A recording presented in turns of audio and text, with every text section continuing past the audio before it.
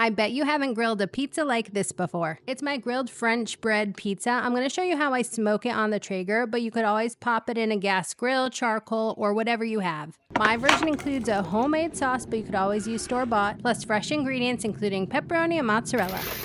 To get started, I preheated the smoker to about 400 degrees and made the garlic butter with softened butter, salt, minced garlic, and some chopped parsley. I spread it all over the sliced French bread, and I find it easier to grill these on a baking sheet, but you could put them right on the grill grates. The garlic bread base smoked for about 10 minutes until the butter was melted and the bread was starting to crisp. During that time, I made a homemade pizza sauce. Over medium heat, I melted butter with diced onion, minced garlic, stirred in some Italian seasoning, parsley, and crushed fire roasted tomatoes. I stirred it for 10 to 15 minutes until it was slightly thickened, and I used an immersion blender to make it smooth.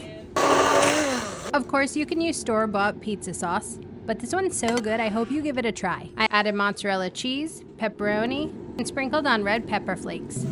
This pizza went back in the grill for about 10 to 15 minutes until the cheese was melted and bubbly. This is such a fun addition to a barbecue menu, and if you're looking for more inspiration, don't forget I have a free barbecue ebook waiting for you at sipbytego.com. Garnish with fresh parsley or basil, and use a serrated knife to cut it. Delicious.